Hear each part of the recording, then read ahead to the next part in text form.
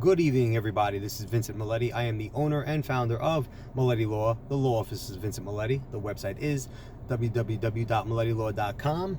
The day is Monday, July 26th. I am actually just trying to create a short video because due to recent events, recently New York has now passed, their permissible use of marijuana law. What's happening more frequently is that employees are practicing, using marijuana at home now. I have nothing against the use of marijuana, whatever the case is. Again, we are libertarians at heart here at Milletti Law. We preserve individual freedom. This is what we enjoy. This is what we like. There's a fair balance, right? But at the end of the day, an employer should not have employees that are inebriated, right? So employers need to, obviously work on your handbook policies, start discussing these kind of issues, do training issues with your employees, etc. So, but again, this issue, before I lose train of thought, this issue comes up in situations where employees, they're off hours, whatever the case is, they get medicinal marijuana, they get their card. I've seen it in a couple of cases of irritable bowel syndrome, which is apparently frequent. I guess it's now everybody has irritable bowel syndrome because now you can get cards for it. So what happens in a situation where your employee comes into the office or comes into the daycare, whatever the case is, and simply put is just high? I mean, they're completely inebriated, right? If it was alcohol, right, you couldn't come into the work drunk, right? So you can't come into work stoned off marijuana. So in these situations, it becomes a sticky situation, right? But at the end of the day, if you need to terminate them, this is something that needs to happen. If you need to discipline them, sometimes it equates to the level of termination. It may be that they were so inebriated that they actually made you lose a substantial client, which is a big deal, right? So without further ado, this is a very short video, although it had a 2-minute introduction. The very short video, this is called the 5 steps to ensure that the termination of your employee avoids litigation. The 5 steps to ensure that the termination of your employee avoids litigation. So I'm going to call this the be a doer method. That's be a doer method. DOER. BDOER. Okay, so by being a doer, you will be able to discipline and terminate your employee without having to worry about repercussions or violating any laws, or you would be in a much better position than we would be otherwise. So to begin the 5 steps, be a doer. It's B, build a story. D, document heavily. O, organize your notes. Better recall. E, exhaust options. And R, real leadership. So be a doer. All right. So for the first part, B, build a story, right? So you need to treat every situation. First of all, you should be building a story during the entire employment career of any of your employees. Anything that happens, you document anything, good, bad, ugly, whatever the case is, take notes, be observant. A good HR rep always is an observant HR rep.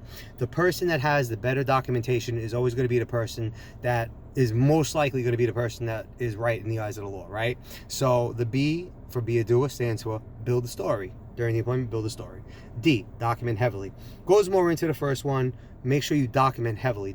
Situations that arise. You see, the person gives you a medical marijuana card, you document it. The person comes inebriated, document it. The person does a couple of things. Make sure you document them. Document heavily.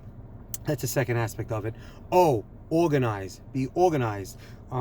Always organize your notes for recall. Organize your notes for quick access. Generally speaking, those who take a moment to organize and arrange their notes will do significantly better. The file will not only be built, and not only will tell a story, and it will be organized and easily recalled by people and easily explained, so there's no lapses, no situations. In the fourth, I use E for exhaust options. Keep in mind, terminating an employee is considered the death sentence of employment. Okay, just like how if you imprison, you get in trouble, it's the death sentence of your life. Is the death sentence of your career if you get terminated from employment, right? So I would suggest, unless it's an extremely egregious situation, exhaust your options, discuss with your team. Is there some other way you could accommodate? Some other way is there somewhere else you could put the employee so we don't have any issues, no concerns, something where the employee's strengths are, in the case of medicinal marijuana, is there can we put them in a position that they're just a janitor and not, touching money, or not near children, or not doing finances and accountings, all right? So exhaust your options, that's E. And then the final one is real leadership. What do I mean by real leadership? Make a decision. Don't wiggle room, don't noodle, don't whatever term you want to use to prolong it. If you think that this employee is a problem for you, if you think that there's an issue, and yes, I'm moving the camera because my fingers are hurting on this side. So if you think there's a problem, then you need to be a real leader and make that hard decision, okay?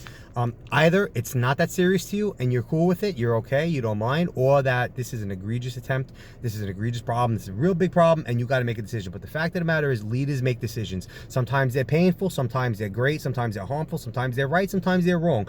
Every decision should be rationally made based on something, based on some kind of articulate reason why it's happening. If you follow my 5 steps, okay, if you be a doer, and I will read them again off to you just to make sure I'm not missing. You will build a story, you will document heavily, you will organize your notes, you will exhaust all options, and then you will be a real leader and make a decision. If you be a doer, those are the 5 essential steps you need to take to avoid any litigation, or most likely avoid litigation, because they'll always sue you for anything. But you'll be in a much better situation. And that's why this is called the 5 steps to ensure that the termination of your employee will avoid litigation. Be a doer. If you have any questions, concerns, issues, you know where to find me, MilettiLaw.com, the most powerful name in law, the strongest name in law, whether it is in the courtroom or in the weight room. Yours in love, lifts, and law. Have a beautiful night. Stay unusually motivated, everyone.